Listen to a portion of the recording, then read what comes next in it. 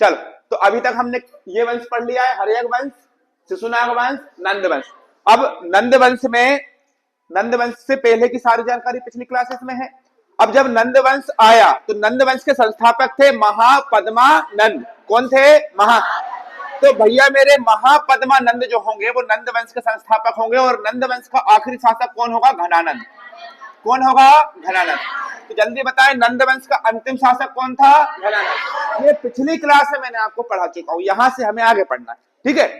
तो जब घनानंद गद्दी पर बैठता है तो घनानंद बहुत प्रलोभी, बहुत क्रूर शासक था, और इतना क्रूर शासक था कि इसको कटने और मरने से इसके दिल में कभी कोई दुख नहीं, कोई दर्द नहीं, कोई तकलीफ इसके अंदर थी ही नहीं। शराब बहुत पीता था, लड़कियों के प्रति बहुत ज्यादा आसक्त था, उसके बाद क्रूर बहुत था, लेकिन ये मैनेजर भी अपने राज्य का बहुत अच्छा था। इसके समय पर बहुत बढ़िया तरीके से इसने पूरा मैनेजमेंट करके रखा था सीमाओं पर, है कि नहीं। और उसके पास बहुत बड़ी सेना थी। उस समय भारत की सबसे बड़ी सेना किसके पास थी? घनानंद के पास। अब घनानंद जब शासन कर रहा होता है तो इसके दरबार में पहुंचते हैं चाणक्य। कौन पहुंचते हैं? चाणक्य। चाणक्य कौन थे? जिन्हें हम कौटिल्य भी कहते हैं, कौटिल्य भी कहते हैं, और क्या कहते हैं इन्हें? कौटिल्य भी कहते हैं, और क्या कहते हैं? विष्णुगुप्त। तो चाणक्य, कौटिल्य या विष्णुगुप्त जब दरबार में पहुंचते हैं घनानंद के, तो घनानंद विष्णुगुप्त या चाणक्य की चोटी काट के मजाक उड़ाते हुए उनको महल से बाहर भगा देता है, ठीक है। वो गए क्यों थे? वो इसलिए गए थे ताकि हमारा जो देश था उस समय, तत्कालीन जो भारत था उस समय हमारा, उस भारत के ऊपर नजर पड़ चुकी थी सिकंदर की। सिकंदर कौन? विश्व विजेता। सिकंदर कौन? मतलब उस समय कहते हैं कि जिस समय सिकंदर की सेना किसी देश की तरफ लड़ाई के लिए जाती थी ना, तो उसकी सेना के जो घोड़े होते थे ना, घोड़े और सिपाही, उनके पैरों से जो धूल उड़ती थी, उस धूल में पूरा देश ढक जाता था। पूरे देश में धूल ही धूल, जहां से निकलता था सिकंदर तबाही। जैसे तूफान जाता है ना, एक तूफान कैसा एक झटके में सबका सब बर्बाद करके निकल जाता है, ऐसी सिकंदर की सेना थी।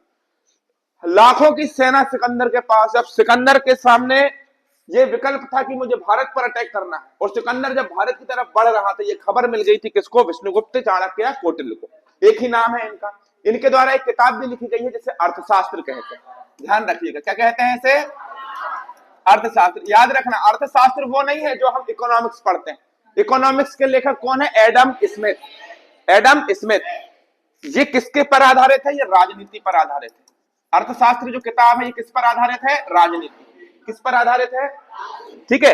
तो चाणक्य, कौटिल्य या विष्णुगुप्त ने अर्थशास्त्र नाम की किताब लिखी जो राजनीति पर आधारित है, और यही जब घनानंद के दरबार में पहुंचते हैं तो घनानंद इनसे तीखी बहस करता है, ठीक है। तो आगे चल के कहानी ये होगी कि घनानंद इनसे एक बात कहेंगे कि पूरी सृष्टि का निर्माण और उसका पतन एक शिक्षक की गोद में पलता है।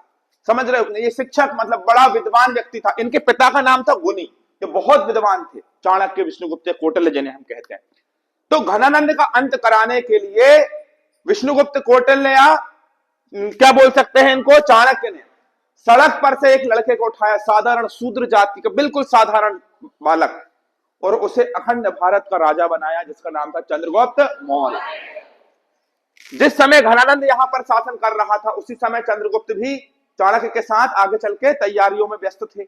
उधर से सिकंदर भी आ रहा था। तो घनानंद नंद वंश का शासक था, और जब घनानंद का पतन होने वाला है, नंद वंश का जब अंत होने वाला है, उसी समय पर वहां से सिकंदर का भी अटैक होने वाला है। तो अब पहले हमें क्या पढ़ना चाहिए मेरे भाई? सिकंदर। क्या पढ़ना चाहिए? सिकंदर। लेकिन देखिए, सबसे पहले हर्यक वंश आया 544 से 412 20। उसके बाद शिशुनाग 412 से 344 ईस्वी। उसके बाद नंद वंश 344 से, ठीक है। अब कौन सा वंश आएगा नंद के बाद? मौर्य वंश। क्योंकि घनानंद को मार देंगे चंद्रगुप्त मौर्य, गद्दी पर कौन बैठेंगे? चंद्रगुप्त मौर्य। लेकिन बीच में सिकंदर की भूमिका बहुत खतरनाक है, ठीक है। तो चलिए सिकंदर को पढ़ने के लिए चलते हैं। चलो, तो सिकंदर को पढ़ने के लिए जब हम जाएंगे तो सिकंदर को पढ़ने से पहले आप एक बात सुनिए। भारत पर सिकंदर का पहला अटैक नहीं हुआ था। भारत पर पहला जो अटैक हुआ था ये एक व्यक्ति था हकमनी वंश का। कौन सा वंश का? हकमनी वंश का एक शासक था जिसका नाम था डेरियस प्रथम। ये आपको कोई किताब में बहुत कम मिलता है, डेरियस प्रथम। डेरियस प्रथम ने भारत के ऊपर पहला अटैक किया। ध्यान रखिएगा, भारत पर सबसे पहला अटैक कौन सा हुआ था? डेरियस प्रथम। पहला अरबी अटैक किसका हुआ था? मोहम्मद बिन कासिम 712 ईस्वी में, हमने वो पढ़ा है। तो वो अरबी अटैक था, लेकिन पहला अटैक भारत के ऊपर कभी हुआ हो, ये किसका हुआ? अरे बोलो। डेरियस प्रथम ने भारत के ऊपर अटैक किया। कब किया वो भी सुनिएगा, 518 बीसी में, 518 बीसी में इसका भारत के ऊपर पहला अटैक हुआ था। डेरियस प्रथम जो था वो हकमनी वंश का संस्थापक था या हकमनी वंश का राजा था।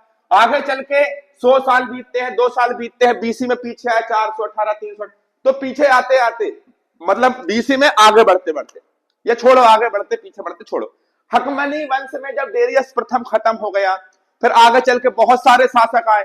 उसके बाद एक अगला शासक आया जिसका नाम था सहोदर या शाहदरा बोलते हैं इसको, शाहदरा। ठीक है, शाहदरा नाम का शासक इस हकमनी वंश की गद्दी पर बैठता है। काय पर बैठता है? हकमनी वंश की गद्दी पर। और जब गद्दी पर बैठता है तो गद्दी पर बैठने के बाद उस समय पर सिकंदर भी बड़ा हो गया होगा, तो सिकंदर आगे चल के क्या करेगा? इस पर अटैक करेगा और इस पर अटैक करके शाहदरा नाम का जो शासक था इसको हरा देगा। और इसकी बेटी थी जिसका नाम होगा रुखसाना, और रुखसाना से क्या कर लेगा? विवाह कर लेगा। क्या कर लेगा? विवाह। पहले ऐसा होता था, कैसा होता था पहले कि जैसे आप राजा है, आपने किसी राज्य के ऊपर अटैक कर दिया, राज्य के ऊपर जब आपने अटैक किया तो वो सामने वाला राजा अगर हार गया तो आप बोलोगे यार देखो अपन ने हरा तो दिया है, देखो इसकी बेटी खूबसूरत है कि नहीं, और खूबसूरत है तो चलो हारा हुआ मना कर सकता है क्या आपसे? विवाह करेंगे। तो इसने रुखसाना से विवाह किया। यहीं से आप एक नाम सुनते हो ना, मेरी सोना, मेरी बाबू, मेरी चांदी, जादू टोना, जो भी आप पढ़ते हो, तो ये सोना यहीं से निकल कर आया है। इसने रुखसाना का नाम क्या बोला? रैक्सोना। क्या बोला? रैक्सोना। ठीक है, रैक्सोना। अब रैक्सोना बहुत बड़ा नाम था, तो रैक्सोना से क्या बोलना चालू कर दिया इसने? सोना। क्या बोलना चालू कर दिया? सोना। तो इसने, तो अपन भी सिकंदर बन गए, अपन भी क्या बोलते हैं? सोना। क्या बोलते हैं? सोना। तो सिकंदर ने जब शाहदरा को हराया और उसकी बेटी से शादी करी, शादी करने के बाद सिकंदर रुखसाना के बीच में बढ़िया, रुखसाना भी उन्होंने कहा देखो यार मेरे पिता को जिसने हरा दिया, महापराक्रमी महाबलशाली होगा सिकंदर, तो बढ़िया प्रेम कहानी उनकी क्या हो गई? चालू हो गई। अब भैया जब प्रेम कहानी चालू हुई तो प्रेम में सिकंदर ने, देखो भाई प्रेम और शादी ये सब जो है ना 6 महीने कहानी होती, 6 महीने बढ़िया प्रेम चला। कहते हैं ना कि अगर आपको जिंदगी 6 महीने के लिए बहुत अच्छी करना हो तो विवाह कर लो, लेकिन फिर वो 6 महीने के बाद की बात तो फिर बोलो ही मत ही। फिर जो पहले खराब जिंदगी चल रही थी उसका स्क्वायर, उसका डबल 6 महीने के बाद की जिंदगी होती है। समझ गए? चलो, तो भैया सोना और सिकंदर बढ़िया 6 महीने तक तो सब कुछ ठीक चला। फिर सिकंदर ने क्या किया? सिकंदर ने आगे चल के भारत पर अटैक की योजना बनाई। मैं आपको जैसे बताऊं कि ये एशिया महाद्वीप है, मान लीजिए ये एशिया, ये आपका भारत, और ये इस प्रकार से सऊदी अरेबिया। ठीक है, और यहां पर यही कहीं से आपका कौन लगता है? ये कौन है? मिस्र। और ये कौन है आपका? यूरोप। तो ये मिस्र है। तो सिकंदर ने यहां से उठकर ईरान, इराक और ये भारत यहां तक पहुंचा। मिस्र से लेकर ये पूरे इलाके, ये पूरा एरिया लगभग उसके कंट्रोल में था सिकंदर के। ठीक, तो क्या किधर है? हाँ, I am sorry sorry sorry sorry sorry sorry sorry, यहां पर कौन है कोने में?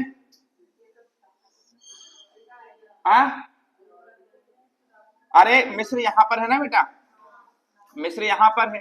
ठीक है, और यहीं पर है बाबेल मंडल, बाबेल मंडल जिसे आंसू का प्रवेश द्वार कहते हैं। सबसे बड़ी नदी कौन सी है? नील नदी, यहीं से बहती है। ठीक है, तो यहां पर माफ कीजिएगा, आपकी तरफ भी ध्यान रखना होता है, बोर्ड की तरफ भी, तो कभी जब थोड़ी बहुत गलती हो जाती है। ठीक है, चलिए, तो यहां पर हम क्या पढ़ क्या रहे थे कि भैया सिकंदर ने इतना एरिया पूरा जीत चुका था। अब जीतने के बाद सिकंदर आगे बढ़ता है कहां? भारत की तरफ। तो पहले सिकंदर का एक छोटा सा अपन पता कर ले कि ये भैया किसका लड़का था, जानकारी ले लेते हैं, इसके विषय में विवरण प्राप्त कर लेते हैं। देखिए, सिकंदर का जो जन्म हुआ ये कब हुआ बेटा? 356 ईसा पूर्व। कब हुआ मेरे राजा? 356 ईसा पूर्व इसका जन्म हुआ। इसकी मां का नाम था ओलंपिया। क्या नाम था इसकी मां का? ओलंपिया। बेटा पिता का नाम था इसका फिलिप। क्या नाम था पिता का? इसके पिता कौन थे? फिलिप। और पत्नी कौन थी? जल्दी बताओ। सोना। पत्नी कौन थी? कौन सी सोना? रेक्स। इसकी पत्नी कौन थी? रेक्स। ठीक है, अब इसकी पत्नी कौन थी? रेक्स। एक बात और ध्यान रखना, इसका गुरु कौन था? इसका गुरु थे अरस्तु। अरस्तु। जीव विज्ञान के जनक किसे कहते हैं? अरस्तु। जंतु विज्ञान के जनक किसे कहते हैं? अरस्तु।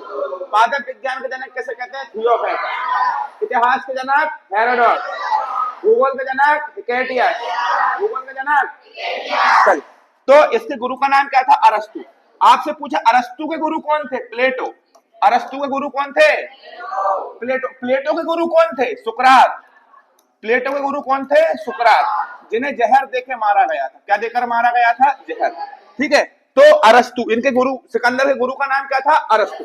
अब आगे अगर अपन चले तो देखिए, ये है आपका प्यारा भारत। ये कौन है बेटा? आपका प्यारा भारत। ध्यान से समझिएगा बेटा, नजर हटी और नुक्ती बटी। ठीक है, चलो यहां पर ध्यान से समझने की कोशिश कीजिए कि ये जो पाकिस्तान था उस समय, ये भी हमारे भारत में ही आता था। ये कहां आता था? भारत। ठीक है बेटा, और ये जो अफगानिस्तान आप देखते हो, ये भी कहां आता था? भारत में आता था। ठीक है, भारत में नहीं आता था। कहने का मतलब ये हमारा जो प्यारा भारत है, मैं आपको पूरा क्लियर करता हूं, ध्यान से सुनना, नजर मत हटाना। ये आपका भारत है, ये पाकिस्तान है, ये अफगानिस्तान है। आज की डेट में ये अलग अलग देश है। बोलो हाँ। उस समय पर यहाँ मगध था। उस समय पर यहाँ कौन था? ट्रेन क्यों नहीं चल रहा? अच्छा ये है। उस समय पर यहाँ कौन था? मगध। और मगध में कौन का शासन था? घनानंद का। उस समय कौन का था? घनानंद।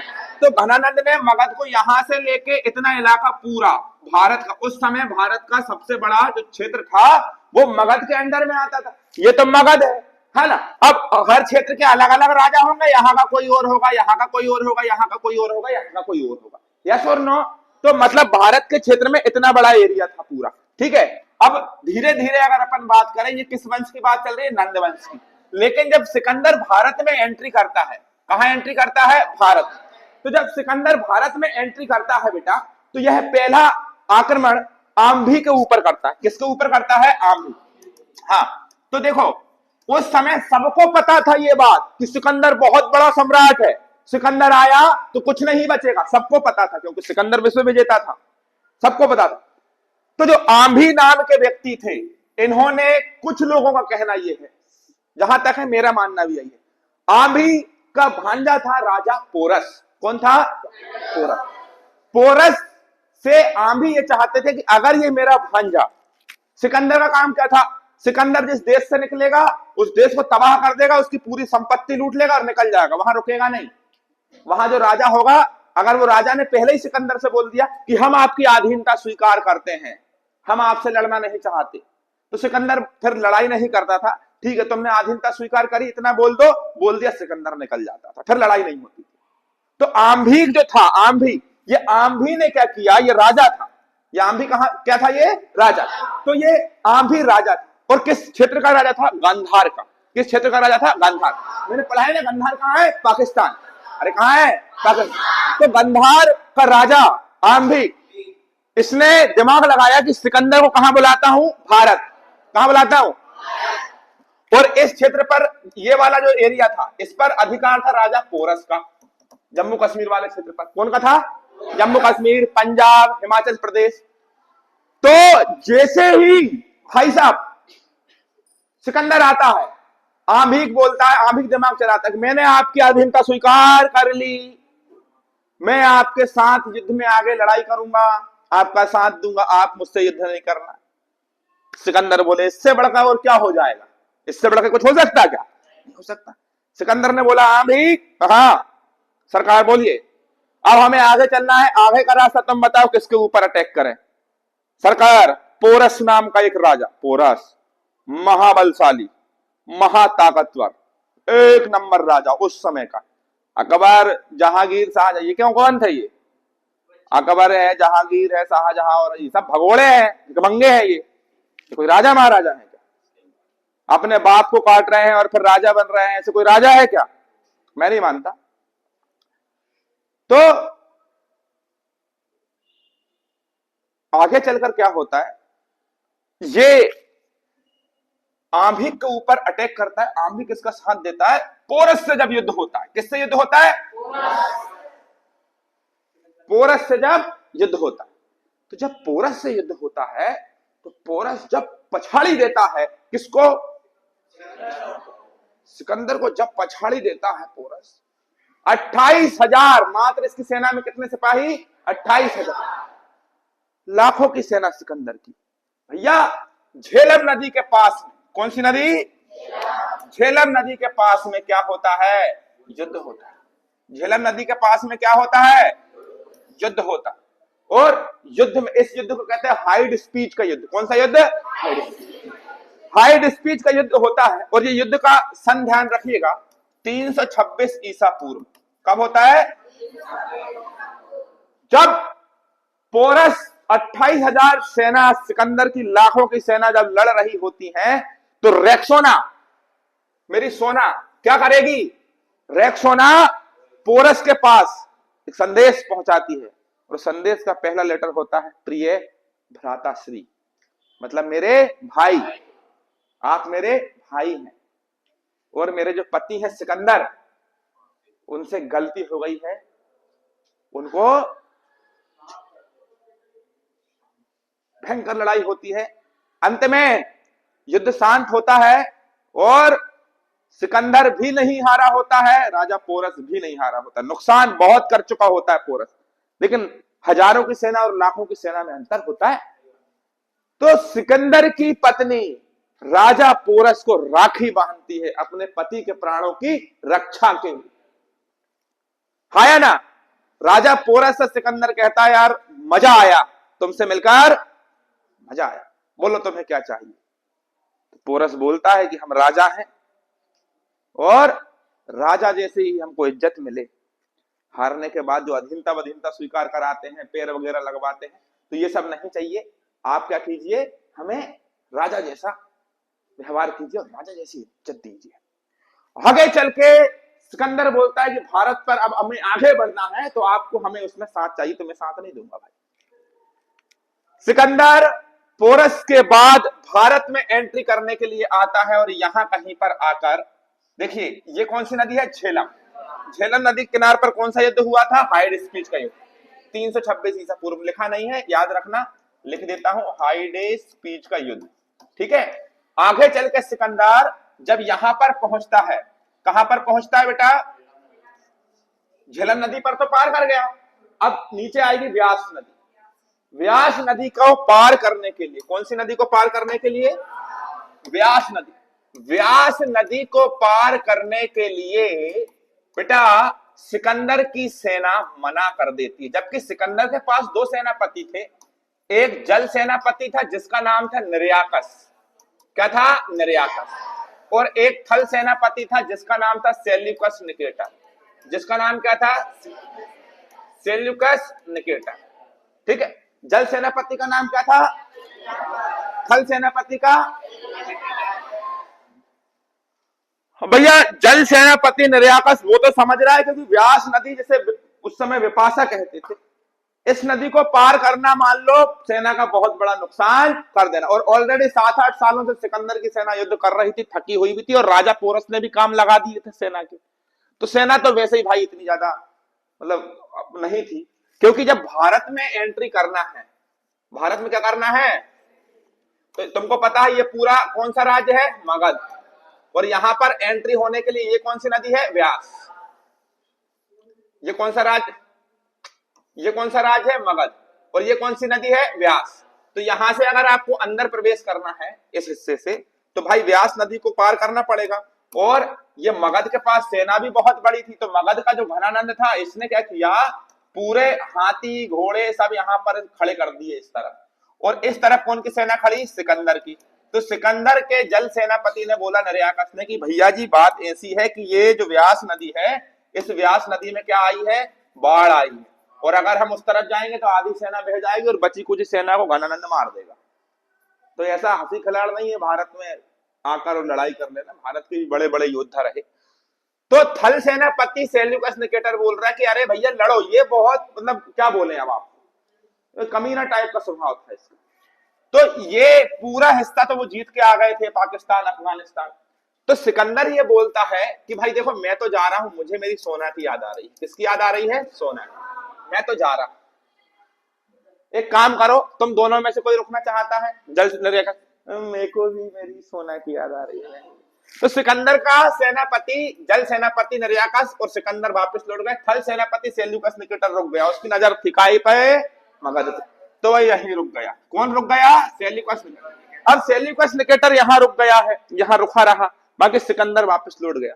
तो सिकंदर जब वापस लौटा तो 323 बीसी में जाकर इसकी डायरिया के कारण क्या हो गई? मृत्यु। क्या हो गई? मृत्यु। और जिस समय इसकी मृत्यु हुई थी, इस समय में कितने साल का था? 33। इसके घोड़ा का नाम था बहुकेफला। कौन सा घोड़ा था? बहुकेफला। वो भी इसके साथ मर गया, तो उसने उसकी याद में कौन सा नगर बसाया? बहुकेफला नगर बसाया। इसका घोड़ा बहुत प्यार करता था इससे, ठीक है।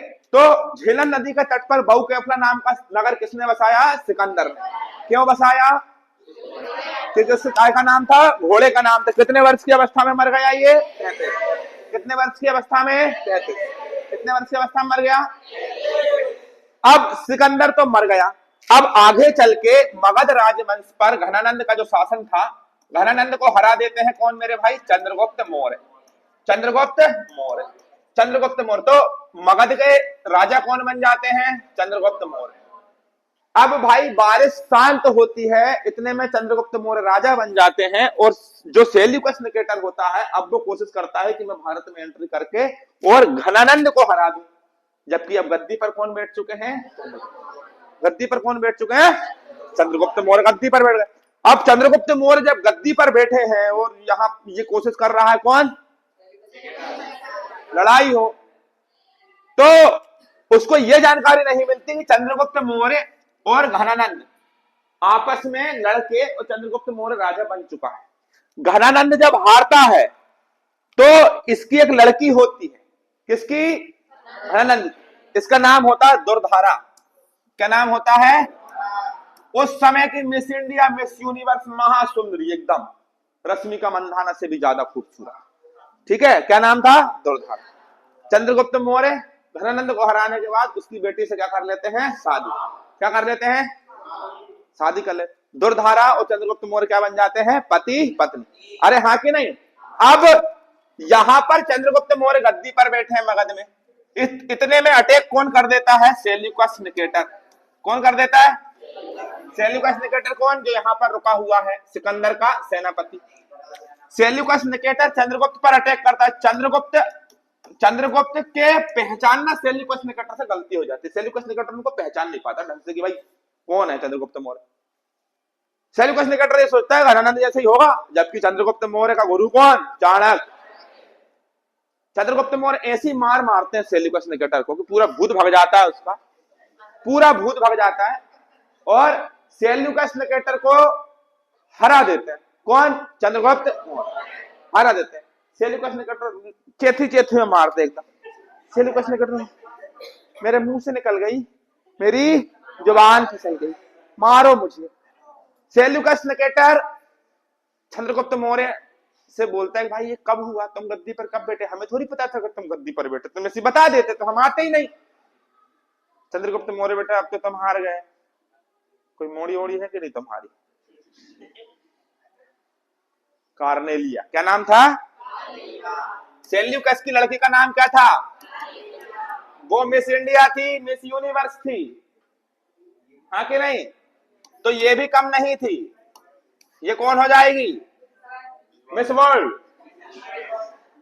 Miss space. हाँ ये भी सही है, मिस स्पेस, महासुंदरी। कार्नेलिया से जब शादी होती है चंद्रगुप्त मौर्य की, चंद्रगुप्त मौर्य की कार्नेलिया से शादी होती है। किससे होती है? अरे बताते क्यों नहीं हो? तुमको मजा नहीं आ रहा क्या? रोमांटिक बातें चल रही हैं यहाँ पे और तुम बोर हो रहे हो। कार्नेलिया से शादी किसकी हुई? चंद्रगुप्त मौर्य। कार्नेलिया को जब चंद्रगुप्त मौर्य ने देखा तो रे ये तो कोहिनूर हीरा भी। कार्नेलिया से जब चंद्रगुप्त मौर्य ने पूछा कि सच सच बताओ तुम्हारे पिता ने हमारे ऊपर अटैक क्यों किया?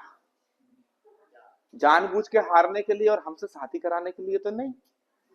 ससुर जी को हम शुरुआत से पसंद थे का? तो कार्नेलिया बोला हट, ऐसा नहीं, आपके पास बहुत सारे हाथी थे और हमारे पापा को हाथी बहुत पसंद है, तो हमारे पापा ने ये सोचा कि आपको अगर हरा देंगे तो हमको बहुत सारे क्या मिलेंगे? हाथी। हट पगली, तू भी इतनी सी बात, तू जाने मेरी ससुर जी को हाथी चाहिए। चंद्रगुप्त मौर्य ने सेल्यूकस निकेटर को कितने हाथी दिए थे? 500। तो सेल्यूकस निकेटर बोले कि अरे यार मैं ससुर हूं और तुम मेरे दामाद, भला कोई ससुर दामाद से दहेज लेता क्या उल्टा? तो चंद्रगुप्त मौर्य ने बोला कि समझ लो कि हमने उल्टा दहेज दिया, तुम्हारी लड़की कितनी खूबसूरत है, 500 हाथी क्या पूरे ब्रह्मांड के हाथी लाकर दे देते। नहीं, मैं ऐसे नहीं लूंगा, मैं ऐसे, बदले में तुमको भी मुझसे कुछ लेना पड़ेगा। चंद्रगुप्त मौर्य अंदर से समझ रहा था, यही तो मैं सुनना चाह रहा था कि तुम कब बोलो कि तुम्हें क्या चाहिए। ले आओ बेटा, पाकिस्तान भी हमें दे दो, अफगानिस्तान भी हमें दे दो। और जब इन्हें मिला तो ये राज्य यहां से पूरा ये और दक्षिण भारत के भी पूरा अखंड भारत के राजा कौन बन गए? चंद्रगुप्त मौर्य। तो उस समय अखंड भारत के राजा कौन हुए? अखंड भारत के संस्थापक कौन थे? भारत के साथ पाकिस्तान था, अफगानिस्तान था, अरे हाँ कि नहीं? अब भैया देखो, सेल्यूकस निकेटर अपनी बेटी का नाम क्या? कार्नेलिया। कार्नेलिया से शादी करवा दी चंद्रगुप्त मौर्य की, ठीक है। अब शुरुआत, चंद्रगुप्त मौर्य है बेटा सीएम का मतलब, है ना, डॉक्टर मोहन यादव मत समझ लेना, ठीक है। सुनिए, तो शादी हुई, तो शुरुआत में कार्नेलिया सुंदर तो बहुत थी, लेकिन कार्नेलिया कछु बोले चंद्रगुप्त मौर्य कछु, क्योंकि ये फारस के, ईरान फारस के, और अपन भारतीय लोग, अपने को दूसरे देश की भाषा समझ में आ रही क्या? नहीं आ रही। तो सेल्यूकस निकेटर ने मिलने के लिए जब कार्नेलिया से आए और बोले क्यों बेटा कोई तकलीफ तो नहीं? तो कार्नेलिया ने बोला तकलीफ बहुत है, भूख लगती है, इन लोगों से खाना मांगती हूँ तो ये कुछ और पानी लाकर देते हैं, दूध लाकर देते हैं, दूध मांगती हूँ तो पानी लाकर देते हैं, पानी मांग, तो मतलब ये मेरी लैंग्वेज समझ नहीं पा रहे हैं पापा, you don't know about language my everything.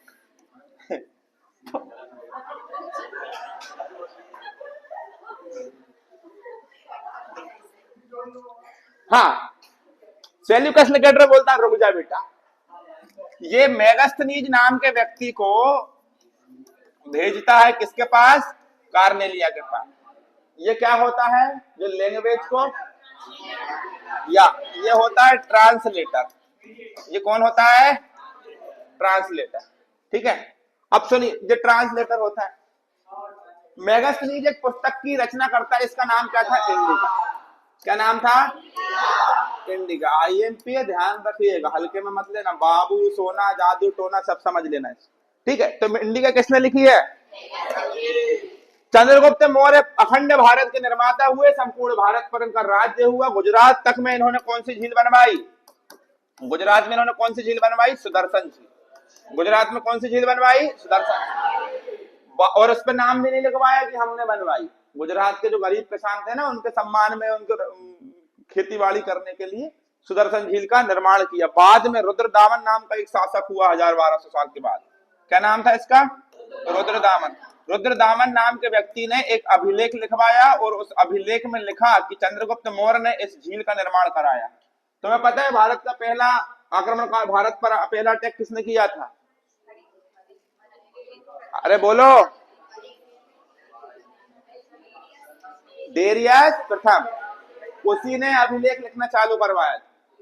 तो दुनिया में पहली बार अभिलेख किसने लिखा था? डेरियस प्रथम, जिसने भारत पर पहली बार अटैक किया था। ध्यान रखिएगा, अभिलेख क्या होता है? पत्थर पर कुछ भी लिख दिया जो मिटता नहीं। तो सुदर्शन झील का निर्माण करवाया था चंद्रगुप्त मौर्य ने। और ध्यान रखिएगा, इसका जीर्णोद्धार कर, जीर्णोद्धार मतलब मरम्मत, जीर्णोद्धार कराया किसने? रुद्रदामन प्रथम ने। और उसी अभिलेख पर लिखवाया कि भैया इसका जो स्थापत्य का मतलब स्थापना जो है किसने कराई थी? चंद्रगुप्त मौर्य ने। और इसी समय पर जो चाणक्य थे, चाणक्य ने कहा था भैया किससे? चंद्रगुप्त मौर्य से। क्या कहा था कि सफलता या लक्ष्य प्राप्ति के केवल दो नियम है। कितने नियम है? दो, एक सरल और एक कठिन। मैं आपको बता रहा हूं, ध्यान से समझ लो, ध्यान से सुन भी लो। एक सरल है और एक कठिन, में दो मार्ग है सफलता प्राप्ति के लिए, लक्ष्य प्राप्ति की। एक सरल मार्ग है। सरल मार्ग शुरुआत में आपको बहुत अच्छा लगेगा, बहुत मजा आएगा, लुभाएगा आपको, लेकिन अंत में जब लक्ष्य सामने खड़ा होगा तो जाते जाते आपको वहां से भटका देगा। तो कभी सरल मार्ग की तरफ कठिन मार्ग, तफलीक देगा बहुत, शुरुआत से ही तफलीक देगा, आखिरी तक आप बहुत तफलीक में रहोगे। हाँ, तकलीफ, लेकिन आखिरी में जाकर वो आपको आपकी मंजिल तक पहुंचा देगा। कोई काम करने के 4 तरीके भी उन्होंने बताए, साम, दाम, दंड और भेद। ठीक है, साम दाम दंड भेद। साम का मतलब क्या होता है? आराम से समझा लो। दाम का मतलब पैसे दे दो, नहीं माने तो, फिर भी नहीं माने तो दंडित कर दो, फिर नहीं जाने तो उसके प्राइवेसी पता कर लो, गुप्त चीजें पता कर लो उसकी, फिर उसे ब्लैकमेल करो। ठीक है, तो आज की क्लास में इतना काफी है। अभी क्लास कब पढ़ेंगे? कल। तब तक के लिए जय हिंद।